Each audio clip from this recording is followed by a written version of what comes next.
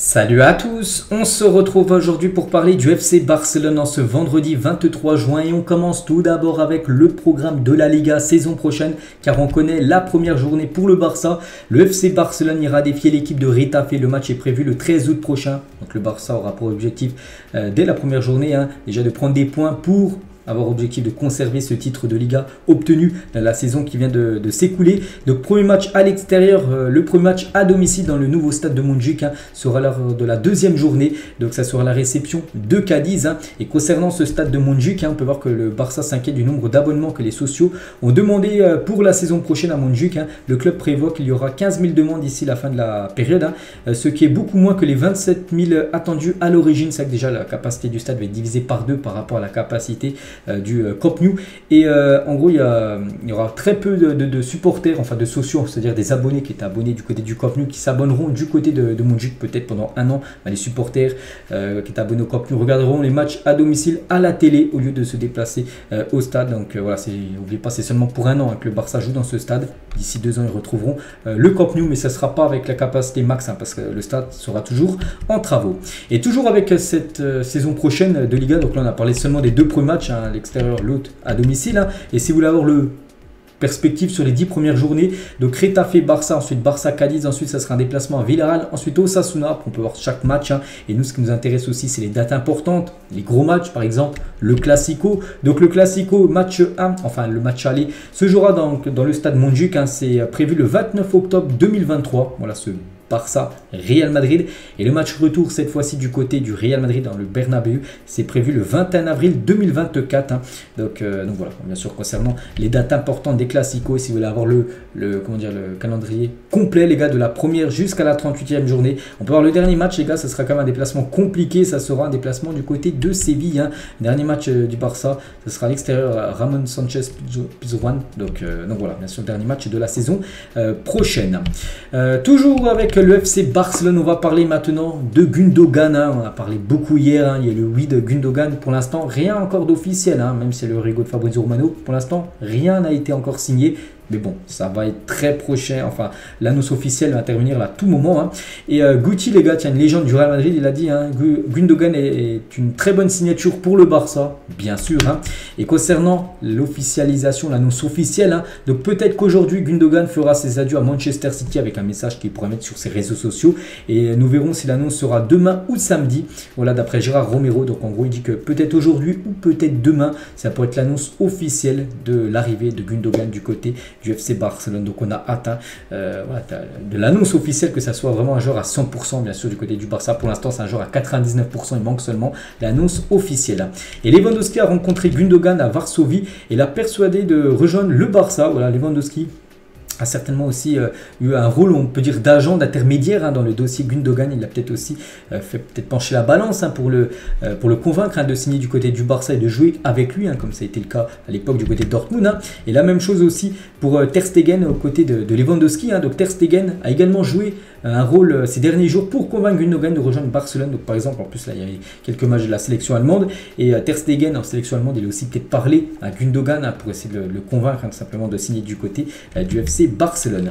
Il y a un journaliste sur Gundogan, il a dit la métamorphose de Gundogan en tant que footballeur a été tout simplement incroyable à Dortmund alors qu'il était déjà une star. Il faisait partie d'un double pivot.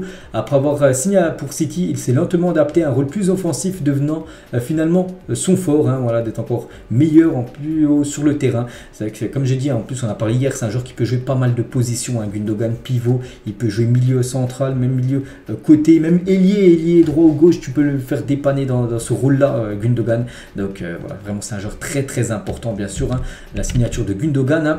Et la femme de Gundogan sur Instagram répondant à une personne qui a dit qu'elle avait persuadé Gundo de rejoindre le Barça. Elle avait dit, en gros c'est sa femme qui a persuadé Gundogan de rejoindre le Barça parce que j'ai dit que sa femme en avait marre d'habiter à Manchester, la pluie tout ça, elle voulait vivre en Espagne, donc elle a eu aussi certainement son rôle dans la décision de son mari, donc elle a dit non, voilà en gros c'est lui qui a choisi, je suis pas son manager, je respecte sa carrière en gros en anglais parce que je comprends pas trop l'anglais. Voilà ce qu'elle a pu dire tout simplement, la femme de Gundogan, que c'est vraiment le joueur qui a pris la décision, que c'est pas elle en gros qui l'a convaincu, même si on pense qu'elle a une petite part, un peu grâce à elle bien sûr, le joueur allemand a choisi le FC Barcelone.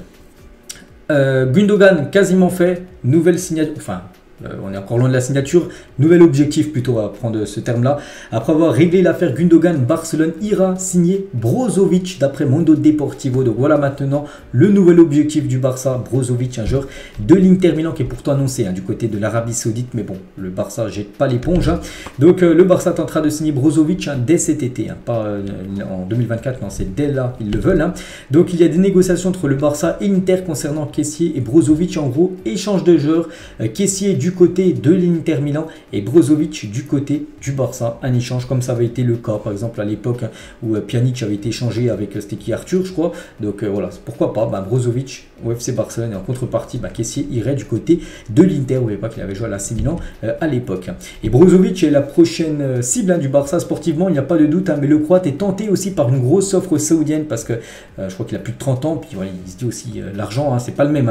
Niveau salaire, il pourrait toucher quasiment 10 fois plus du côté de l'Arabie Saoudite que du côté du Barça. Après, voilà, les Blaugrana espèrent que Brozovic décidera quand même de les rejoindre parce que le prestige bien sûr Barcelone est beaucoup plus important que du côté de l'Arabie Saoudite. Maintenant, ce joueur de trancher. Et voilà, c'est un nouvel objectif, on va dire, du côté du Barça, la signature du joueur croate. Regardez, ça fait même la une aujourd'hui du journal Mundo Deportivo. Brozovic décide, Xavi veut le joueur, mais il a une offre succulente d'Arabie Saoudite qui le fait douter. Donc voilà, maintenant, c'est lui qui doit décider.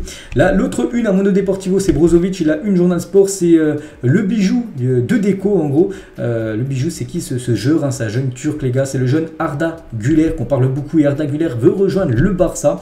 Donc voilà, ce jeune joueur, parce qu'il a fait la une aujourd'hui du journal sport, et pour montrer quand même cette pépite, regardez par exemple ses stats en finale de Coupe de Turquie il y a quelques jours où son équipe s'est imposée 2-0, le Fenerbahçe. Donc une passe D, 75 ballons touchés, donc vraiment c'est une pièce maîtresse alors qu'il est très jeune, il a 18 ou 19 ans, je crois, je sais même pas, je crois peut-être 17 ans, je crois qu'il n'a même pas 20 ans en gros, donc il est tout jeune. Regardez quand même l'importance qu'il a eu lors de cette finale de Coupe de Turquie. Donc voilà, ce joueur bien sûr est une piste aussi d'après Sport du côté de Barcelone. Après il a pas mal de clubs qui seraient aussi sur le dossier. Il y a le PSG, il y a le Real aussi, il y a l'AC Milan aussi qui aimerait le recruter. On verra. On va parler de Lewandowski qui a refusé une offre provenant d'Arabie Saoudite. Le Polonais veut poursuivre sa carrière au Barça. Voilà, même s'il pourrait toucher beaucoup plus en Arabie Saoudite, non les gars, il souhaite rester et tant mieux du côté de Barcelone. Le Barça aura bientôt rendez-vous avec les agents d'Aranu Tenas, Eric Garcia pour également être discutés concernant leur futur.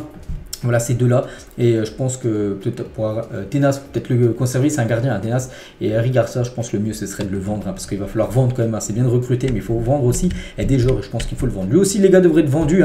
Umtiti pourrait partir avant le 30 juin, donc d'ici la semaine prochaine, vendredi prochain.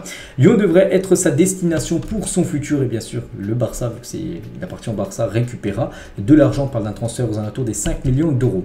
Le Barça se prépare aussi à rencontrer l'Atlético Paranense pour Victor Roque pour convenir les détails du transfert. Donc le Barça a un accord verbal avec le club brésilien, un contrat de 35 plus 10 millions de bonus. Le joueur signera un contrat de 5 ans d'après Fabrizio Romano. Ça aussi, il y a Gundogan, il y a Brozovic qu'on parle, et il y a aussi bien sûr Victor Roque qui est toujours très proche, c'est toujours très chaud sa signature.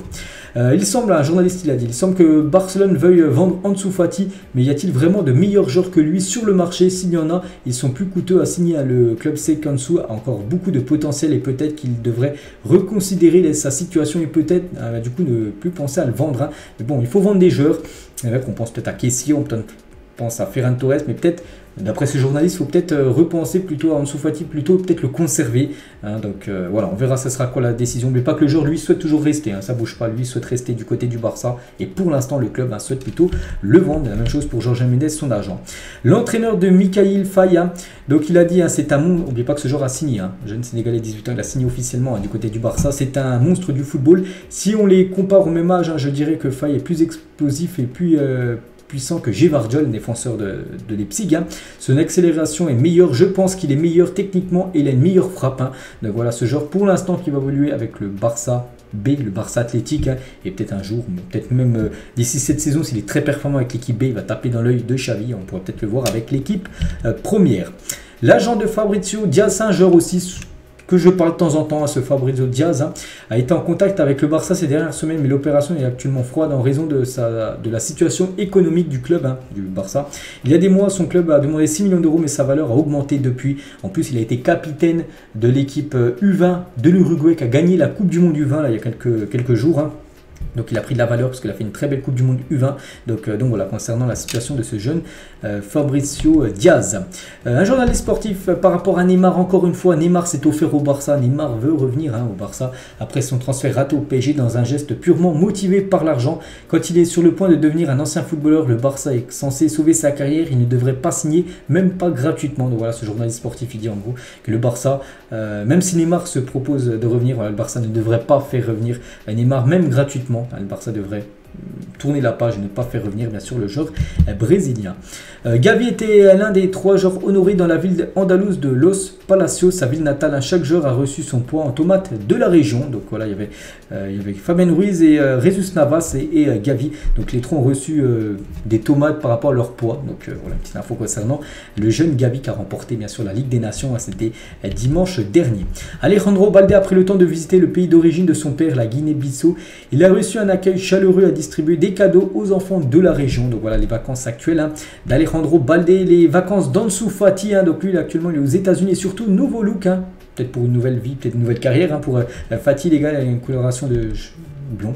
Donc Ansu Fati avec son frère et l'ex-joueur du Barça, Ilex Moriba, souvenez-vous ce joueur qui avait quitté le club maintenant qui joue à Valence ou Leipzig, je sais plus où il joue, je crois que c'est Valence. Donc voilà, ils sont tous à Miami, ils passent des vacances ensemble et voilà, nouveau look bien sûr pour Ansu Fati. Arrojo aussi en vacances, Arrojo, bien sûr des vacances méritées sur Instagram avec sa fille, donc lui aussi sera de retour à peu près aux alentours du 20 juillet pour la pré-saison du côté du club. Sergi Roberto aussi, lui aussi en vacances, je sais pas où il est, donc voilà, il y a aussi les vacances de Sergi Roberto. Il y a des infos de Busquets, il n'appartient plus au Barça, mais une petite info concernant son futur. Et l'accord entre Busquets et l'Inter Miami est sur le point d'être bouclé, on peut dire. Il signera pour le reste de cette saison et 2 autres. C'est une question d'heure, tout simplement, la signature de Sergio Busquets du côté de l'Inter Miami. Il rejoindrait tout simplement Léo Messi et Alba aussi devrait faire la même chose, Jordi Alba. Et on finit les gars avec une petite info concernant l'équipe U11 du Barça qui est arrivée à Orlando, donc aux États-Unis, pour disputer le tournoi international de la Liga promise, bon, je sais pas, bon bref voilà, on leur souhaite bonne chance bien sûr aux jeunes du centre de formation de la Massien. On finit sur ça, j'espère que ça vous a plu, on se retrouve bien évidemment demain pour le prochain numéro sur le FC Barcelone. Bonne journée à vous et à demain.